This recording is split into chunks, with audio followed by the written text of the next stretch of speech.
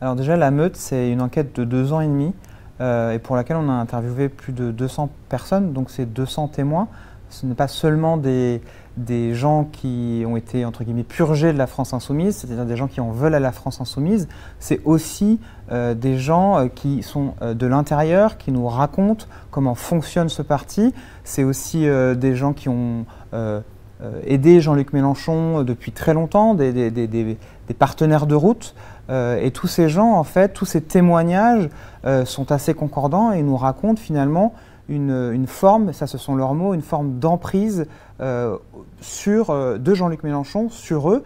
Et c'est-à-dire que le mouvement aujourd'hui se confond avec son leader. Ce qu'on nous décrit surtout, c'est un fonctionnement sectaire, c'est une mécanique sectaire, vous l'avez dit, il y a les mots d'emprise qui reviennent, il y a le mot de gourou qui revient beaucoup.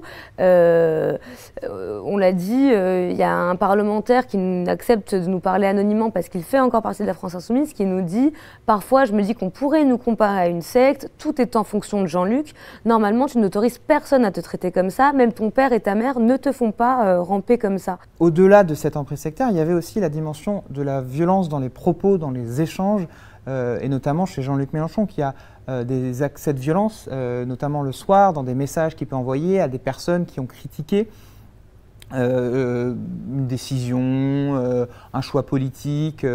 Et donc à cette dimension d'emprise sectaire s'ajoutait la dimension de la violence. Et une meute, c'est quoi au final? Une meute, c'est un groupe soudé, ça Jean-Luc Mélenchon y tient, c'est-à-dire que tout ce qui vient de l'extérieur est vu comme une menace, ceux qui trahissent la meute ou ceux qui critiquent la meute sont vus comme des adversaires, comme des ennemis de l'intérieur. Évidemment, une meute, c'est un mal alpha, et le mal alpha, c'est Jean-Luc Mélenchon. Et les purges, elles disent beaucoup de la particularité de la France insoumise. C'est un mouvement où on peut exclure des gens qui ont été parfois des très proches de Mélenchon, qui ont partagé sa vie politique pendant des années pour certains. On peut les exclure sans aucune forme de justification en dehors de toute procédure.